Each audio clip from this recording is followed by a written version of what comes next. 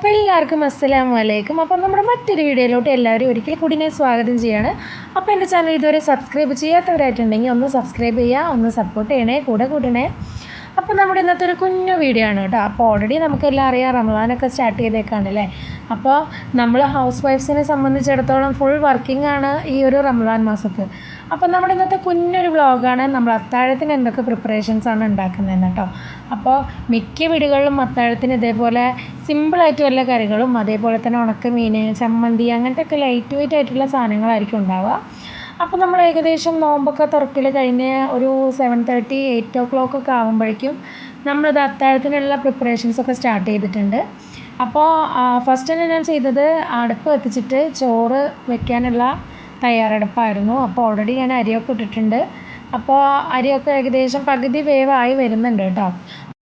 എന്നെ സംബന്ധിച്ച് എനിക്ക് അത്താഴത്തിന് ചോറ് കഴിക്കുന്നതിനോട് ഒരു വിയോജിപ്പുണ്ട് കേട്ടോ. കാരണം എന്താണെന്ന് പറഞ്ഞു കഴിഞ്ഞാൽ എനിക്ക് അത്ര ഇഷ്ടമല്ല. ഞാൻ എന്തെങ്കിലും പലഹാരമൊക്കെ ആണെന്നുണ്ടെങ്കിൽ ഓക്കെയാണ്. പക്ഷേ എൻ്റെ ഹസ്ബൻഡിന് കഞ്ഞി നിർബന്ധമാണ്. അപ്പോൾ ആൾ കഞ്ഞിയും എന്തെങ്കിലും ഒരു ഉപ്പേരി മതി, കറിയൊന്നും നിർബന്ധമില്ല കേട്ടോ. അപ്പോൾ എനിക്കിന്ന് പ്രത്യേക ഒരു പൂതി വന്ന് നമുക്ക് വെറുതെ മുരിങ്ങയുടെ ഇല കറി വെച്ചിട്ട് ഉണക്കമീനും അതേപോലെ തന്നെ ഒരു മാങ്ങാ ചമ്മന്തിയും കൂടെ ആവാമെന്ന്. അപ്പോൾ മാങ്ങ പറിക്കാനായിട്ട് പുറത്ത് കിണറിൻ്റെ ഓരത്തേക്ക് പോയി. അതൊക്കെ മുകളിലായിരുന്നു നിൽക്കണ്ടായിരുന്നത്. അപ്പോഴാണ് എനിക്ക് പെട്ടെന്ന് ഓർമ്മ വന്നത്, ഞാനിപ്പോൾ എന്തിനാണ് കിടന്ന് കഷ്ടപ്പെടുന്നത്, ടെറസിൻ്റെ മുകളിൽ പോയി കഴിഞ്ഞാൽ തൂങ്ങി നിൽക്കുന്നുണ്ടല്ലോ പറിക്കാമെന്ന് പറഞ്ഞിട്ട് അവിടെ പോയിട്ടൊരു മാങ്ങയൊക്കെ പറിച്ചുകൊണ്ട് വന്ന് അങ്ങനെ നമ്മളിതാ കിച്ചണിൽ വന്ന് മീനൊക്കെ ഒന്ന് ഉപ്പ് പോകാനായിട്ട് വെള്ളത്തിലിട്ട് വെച്ചിട്ടുണ്ടായിരുന്നു. അതൊക്കെ ഒന്ന് ക്ലീൻ ചെയ്തെടുത്തു. എന്നിട്ട് അത് ജസ്റ്റ് ഒരു മുളക് പൊടിയും മഞ്ഞൾപ്പൊടി മാത്രം ഇട്ട് ഒന്ന് മാരിനേറ്റ് ചെയ്ത് അവിടെ മാറ്റി വെച്ചിട്ടുണ്ടായിരുന്നു കേട്ടോ. അതിനുശേഷം ഞാൻ മാങ്ങാ ചമ്മന്തി ഉണ്ടാക്കാനുള്ള പ്രിപ്പറേഷൻസൊക്കെ സ്റ്റാർട്ട് ചെയ്തിട്ടുണ്ടായിരുന്നു. അപ്പോൾ ഈ ഒരു ചമ്മന്തി ഉണ്ടാക്കാൻ വളരെ എളുപ്പമാണ് കേട്ടോ. എളുപ്പത്തിൽ ചമ്മന്തിയൊക്കെ ഉണ്ടാക്കാൻ ആഗ്രഹമുള്ളവർ ഇതൊന്ന് നോട്ട് ചെയ്ത് വെച്ചോളൂ. ജസ്റ്റ് മാങ്ങയുടെ തോലൊക്കെ ഒന്ന് കളഞ്ഞിട്ട് അതിലോട്ട് കുറച്ച് നാളികേരം അതേപോലെ കുറച്ച് മുളക് പൊടി ഉപ്പിട്ട് ജസ്റ്റ് മിക്സിൻ്റെ ജാറിലൊന്ന് അടിച്ചെടുക്കുക. ഒരുപാട് അരഞ്ഞു പോകരുത്. എന്നിട്ട് അതിൽ കുറച്ച് പച്ച വെളിച്ചെണ്ണ ഒഴിക്കുക, അത്രേ ഉള്ളൂ. അപ്പോൾ ഞാൻ ഓൾറെഡി എടുത്ത തേങ്ങയുടെ ക്വാണ്ടിറ്റി എന്ന് പറയുന്നത് കുറച്ച് കൂടിപ്പോയി. അപ്പോൾ ഞാൻ കുറച്ച് മാറ്റി വേറൊരു ബൗളിലോട്ടാക്കി വെച്ചിട്ടുണ്ട്. അതിന് ഞാൻ ഫ്രീസറിലോട്ട് വെക്കും. ആവശ്യമുള്ളപ്പോൾ വേറെ ഏതെങ്കിലും കറികളൊക്കെ നമുക്ക് യൂസ് ആക്കാമല്ലോ. അപ്പോൾ അതാ ഇങ്ങനെ മാങ്ങാ ചമ്മന്തിൻ്റെ പ്രിപ്പറേഷൻസും ഇവിടെ ഏറെക്കുറെയൊക്കെ സെറ്റ് ചെയ്തിട്ടുണ്ട്. നിങ്ങൾക്കൊരു കാര്യം അറിയുമോ, എൻ്റെ കെട്ടിയോനിക്ക് ഉണക്കമീനും ഇഷ്ടമല്ല, ഇതേപോലത്തെ തേങ്ങ ഉള്ള സാധനങ്ങളൊന്നും ഇഷ്ടമല്ല. അപ്പോൾ ഇത് എൻ്റെ ഒരു ക്രേവിങ്സിന് വേണ്ടി ഞാൻ ഉണ്ടാക്കുന്നതാണ്.